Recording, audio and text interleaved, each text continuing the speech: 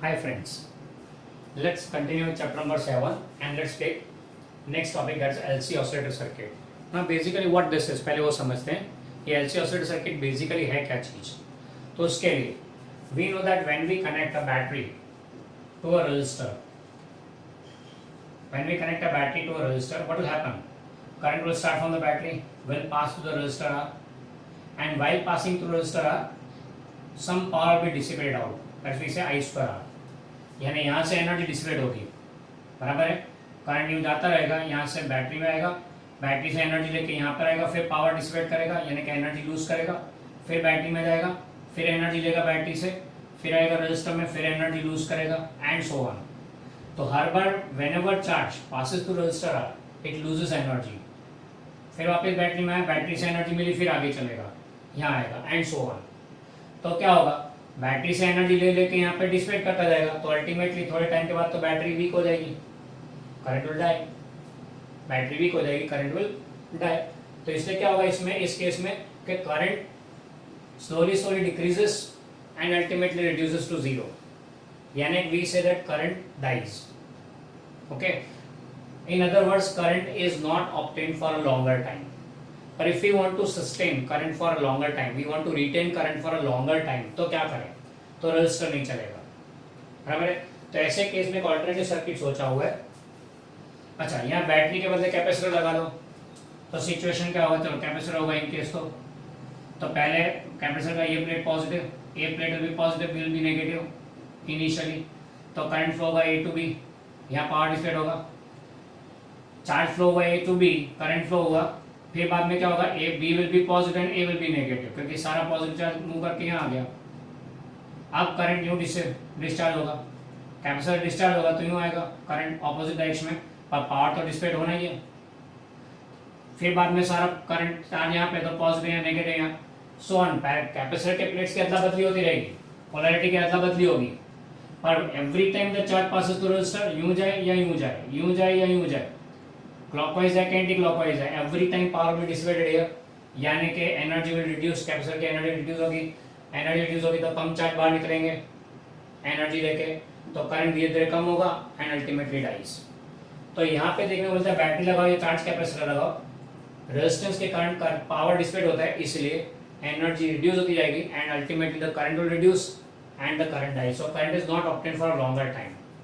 इसका एक ऑल्टरनेट ऐसा सोचा गया कि इसी कैपेसिटर के साथ with such charge capacitor, let's plate A plate B, initial charging plate A is positive, B is negative, इसको कनेक्ट करते हैं इंडक्टर के साथ, connecting it to an inductor. Now what will happen, initially the capacitor fully charged था, अब discharge हो रहा है तो चार्ज फ्लो होगा, पॉजिटिव यहाँ से मिल जाएगा, इस तरफ A से B जाएगा, तो current will be obtained in this manner. Okay, while passing here, when current passes through inductor, magnetic field will be generated.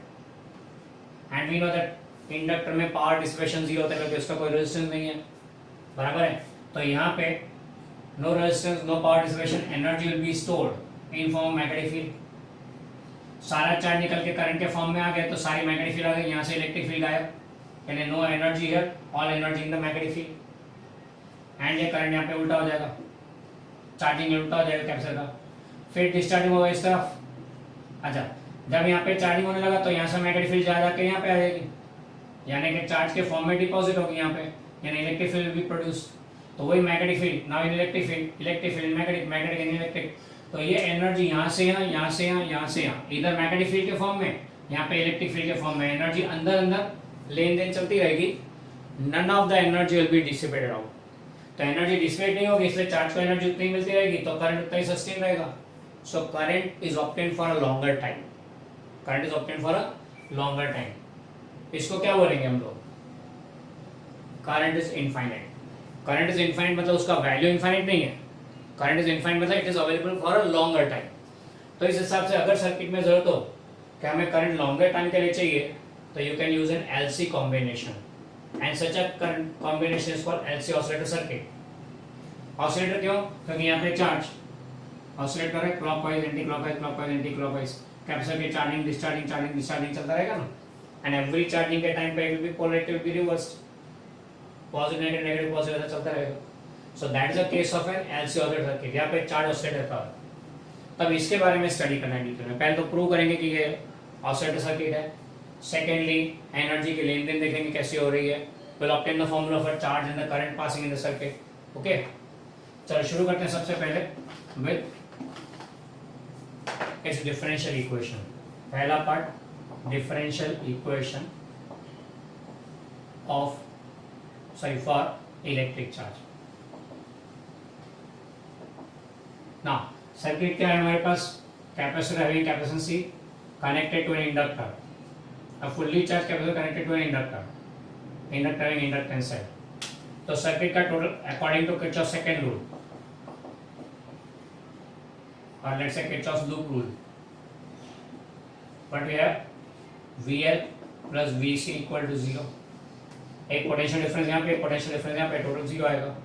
VL क्या होता है, तो minus L di by dt at any moment suppose current I, and V क्या होगा, VC will be Q by C, potential in case of capacitor, that's equal to 0. Okay, अब here I is equal to dq by dt, therefore di by dt क्या होगा, d square q by dt square। okay, तो रख देते हैं यहाँ पे minus L d square q by dt square plus q by c equal to 0। चलो फिलहाल माइनस साइन को यहाँ पे कंटिन्यूसली चेंज होता रहेगा, माइनस साइन को निगलेक्ट करते हैं, यहाँ पे खाली वैल्यू लेते हैं पोटेंशियल का। तो ये हो गया।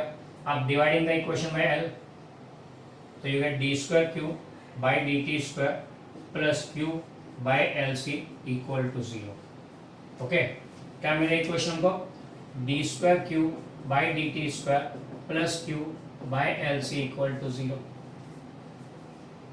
आगे इक्वेशन आ गया differential equation for electric charge passing in an oscillator circuit. 2 mark का क्वेश्चन आता है हमारे लिए। देखो कैपेसिटर फुल्ली चार्ज था इनिशियली, बराबर डिस्चार्ज होने लगा तो करंट फॉर्म होगा, उस करंट में जो चार्ज फ्लो हो रहा है उसका डिफरेंशियल इक्वेशन है ये।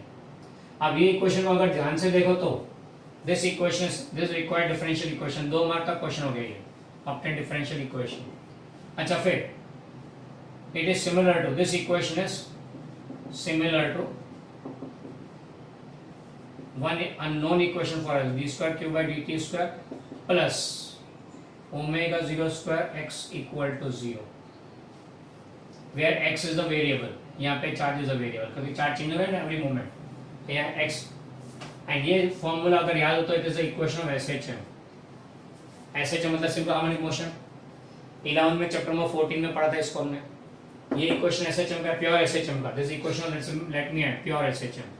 प्योर SHM यानी जिसमें ऑसिलेशन कंटिन्यूस फॉर एवर, एक एंड से दूसरे एंड तक oscillation continues forever, that's called pure SHM। This equation of electric charge is similar to this one, this differential equation of electric charge is similar to pure SHM equation. That means यहाँ पे particle या object oscillate कर रहा था तो यहाँ पे charge oscillate कर रहा है, कितना, इनफाइनाइटली चार्ज ऑसिलेट करता ही रहेगा। As per the equation we can see that charge will continuously oscillate, it will never stop.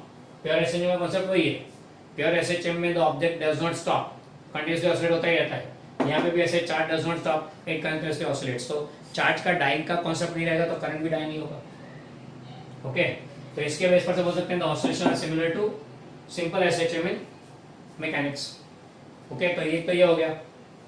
अब इनका कंपैरिजन देख लो तो हमको मिला क्या, पार्टिकल जो ऑसिलेट हो रहा है उसका पोजीशन, तो यहाँ पे इलेक्ट्रिक चार्ज बराबर x position is similar to electric charge, तो dx by dt पोजीशन का differentiation that's velocity is nothing but dq by dt which is current, तो current is similar to velocity. Okay, and फिर एक और comparison देखो तो 1 by LC comes out to be omega 0 square, यानी omega 0 क्या बनेगा, omega 0 will be 1 by root LC. Natural angular frequency of this oscillator is 1 by root LC. Natural angular frequency of this oscillator, oscillating charge is 1 by root LC. Okay. इसको अगर solution करें तो Q का formula मिलेगा। अब उसमें तो ज़्यादा सोचना नहीं है क्योंकि Q will be similar to SHM का इक्वेशन, तो Q का फॉर्मूला क्या आएगा, Q will be equal to QM sin of omega t, बराबर है। SHM का इक्वेशन यहाँ पे यूज कर लिया, इनिशियल फेज को 0 लिया हुआ है, एंड इसी बेस से करंट का फॉर्मूला आ जाएगा I is dq by dt, that is d by dt of qm into sin omega t तो यहाँ पे QM बाहर आ गया, ओमेगा बाहर आ गया, सॉरी QM फिर साइन ओमेगा टी का cos omega T into omega chain rule के हिसाब से, तो this will be QM omega cos of omega T, यानी चार्ज का फॉर्मूला, ये करंट का formula. We can clearly see that दोनों में साइन एंड कॉस है, तो एक मैक्स होगा तो दूसरा जीरो, दूसरा मैक्स होगा तो पहला जीरो। यानी कि अगर इनिशियली देखें तो इनिशियली क्या होता है, कैपेसिटर फुल्ली चार्ज, बराबर है, तो Q फुल, तो that means no current in the circuit, क्योंकि सारा चार्ज तो कैपेसिटर में, नो करंट, तो the I equal to 0 in that case. Fully charge है तो Q इक्वल टू QM हो गया कैपेसिटर में, तब करंट 0 होगा सर्किट में। एंड व्हेन कैपेसिटर डिस्चार्ज होगा तो Q will be 0 at that time, full current in the circuit, क्योंकि सारा चार्ज करंट के फॉर्म में घूम रहा है, तो I will be maximum QM into omega. Okay, जब फुल्ली चार्ज है कैपेसिटर तब Q इज QM, तब करंट 0 होगा सर्किट में। एंड जब कैपेसिटर डिस्चार्ज हो रहा है तब charge on the capacitor is 0, current maximum हो जाएगा। अब जब चार्ज मैक्सिमम है तो इलेक्ट्रिक फील्ड के फॉर्म में एनर्जी स्टोर्ड है, जब चार्ज 0 हो गया तो यहाँ से इलेक्ट्रिक फील्ड में से एनर्जी गई, कहाँ गई, तब कैपेसिटर में मैक्सिमम इलेक्ट्रिक फील्ड है, क्योंकि करंट मैक्सिमम है, that means maximum magnetic field generate होगा, एंड सारी एनर्जी यहाँ पे मैग्नेटिक फील्ड के फॉर्म में। फिर इसका चार्जिंग शुरू होगा, यहाँ से करंट कम होगा, चार्जिंग शुरू होगा तो यहाँ पे क्या होगा, इलेक्ट्रिक फील्ड के फॉर्म में एनर्जी आ जाएगी, यहाँ से गायब हो जाएगी। यानी यहाँ की इलेक्ट्रिक फील्ड वाली एनर्जी मैग्नेटिक फील्ड में, मैग्नेटिक फील्ड वाली एनर्जी इलेक्ट्रिक फील्ड में, तो दोनों अंदर अदला बदली चलती रहेगी। और वो भी कैसा, इलेक्ट्रिक फील्ड के फॉर्म में जो एनर्जी कितनी होगी, U electric, that will be Q² by 2C, और you can say half CV²। और मैग्नेटिक फील्ड में एनर्जी होगी किस फॉर्म में होगी, हाफ LI²। तो जब I मैक्सिमम है तब Q 0, तो U इज 0 एंड ये मैक्सिमम। एंड जब Q 0 है तो ये मैक्सिमम, जब Q मैक्सिमम है तो ये 0, तो एनर्जी 0। यानी एनर्जी मैग्नेटिक फील्ड से इलेक्ट्रिक फील्ड, इलेक्ट्रिक फील्ड से मैग्नेटिक फील्ड, अंदर अंदर मूव करती रहती है, and therefore current continuous forever, charge oscillate होता रहेगा, कभी हो जाएगा, कभी हो जाएगा, कभी हो जाएगा, कभी हो जाएगा, यानी you will get an oscillating current. Current भी कैसा मिलेगा, ऑसिलेटिंग, एसी करंट जैसा हो गया, is an alternating current available. तो oscillating alternating current as well as available for a longer time, क्योंकि यहाँ पे current does not die, energy गई कहाँ है, वेस्ट ही नहीं हो, डिसिपेट ही नहीं हो रही है, कंडक्टर के अंदर अंदर लेन देन चल रही है। तो इलेक्ट्रिक फील्ड से मैग्नेटिक फील्ड के फॉर्म में, मैग्नेटिक फील्ड से इलेक्ट्रिक फील्ड के फॉर्म में, this how the energy continuously is exchange between the two, and this is depicted in form of figure also. You can see the figures attached in the notes, you can see the figures, you will find जब ये maximum है तब ये 0 होगा, जब ये 0 है तब ये मैक्सिमम होगा। यानी यहाँ पे अगर इलेक्ट्रिक फील्ड बताई तो यहाँ मैग्नेटिक फील्ड नहीं होगी, यहाँ मैग्नेटिक फील्ड बताई तो यहाँ इलेक्ट्रिक फील्ड नहीं होगी। Okay, so that is the concept of LC oscillator circuit. तो हम बोलते हैं कि ऐसा इनफाइनाइट करंट अपने को मिलेगा, डेफिनेट ऐसा मिलेगा, सही। Is it possible that current is available for a very very long time? Ideally it is fine. क्यों आइडियली? क्योंकि हमने यहाँ पे इंडक्टर को एक प्योर इंडक्टर लिया है। प्योर इंडक्टर यानी क्या? Inductor is actually a coil of wire. ये इंडक्टर में इंडक्टेंस है, it's a coil of wire. Ultimately तो वायर है, वायर का कॉइल है, तो उसका कुछ तो रेजिस्टेंस होगा। इन फैक्ट रियलिटी में there will be some resistance that passes by it. Ideally हमने जो लिया उसमें तो ऐसा लिया नो रेजिस्टेंस, यानी यहाँ पे कोई इफेक्ट ही नहीं, उसका कोई कंपोनेंट ही नहीं, इसका कोई पार्ट ही नहीं है रेजिस्टेंस का ideally. But in reality, inductor has some resistance and therefore a very small amount of energy will dissipate out here. Energy इसका जो भी resistance होगा इसके हिसाब से एनर्जी यहाँ डिसिपेट होती रहेगी। एनर्जी डिसिपेट होकर धीरे धीरे leak, that's called electromagnetic leaking, damping हो रहा है। क्यों? एनर्जी लीक हो रही है, इसलिए चार्ज को एनर्जी कम मिलेगी तो धीरे धीरे करंट रिड्यूस होगा, अल्टीमेटली डाइज, पर will be at a longer time. Inductor का रेजिस्टेंस होता है पर very low. In reality it is there but very small, क्योंकि हम लोग प्योर इंडक्टर पे ध्यान दे रहे हैं। प्योर इंडक्टर मतलब आइडियल केस है, बराबर। तो अगर इसका रेजिस्टेंस है तो एनर्जी लीक आउट होगी। अगर मान लो इसका रेजिस्टेंस नहीं भी है, if suppose inductor is an ideal one which does not have resistance, then what it is found that due to mutual give and take some energy is radiated out and that energy comes out in form of electromagnetic radiations. That comes out in form of electromagnetic radiations, जिनको हमें detail में chapter number 8 में पढ़ना है। Electromagnetic waves के नाम पे electromagnetic waves will be generated. क्यों? क्योंकि यहाँ इलेक्ट्रिक और मैग्नेटिक की लेन देन चल रही है, वो रेडिएशन बाहर आते हैं, energy leaks out in form of radiation. Okay, इसको दूसरे वर्ड में इलेक्ट्रोमैग्नेटिक लीक भी बोल सकते हैं। एंड ये सर्किट कैसी होती है? सर्किट को दूसरे वर्ड में हायर स्टैंड में जाओगे तब इस सर्किट को टैंक सर्किट नाम दिया हुआ है, टैंक सर्किट, यानी टैंक जैसे अंदर का अंदर ही रहता है, बाहर जाता नहीं है। Secondly we know that tank में भी थोड़ा बहुत लीकेज तो होता है, water seeps out, same way here also energy seeps out in form of electromagnetic radiations. तो that is regarding LC oscillator circuit. Please go through the notes and you will come to know the entire. Questions के form में पूरा set करके दिया हुआ है आपको।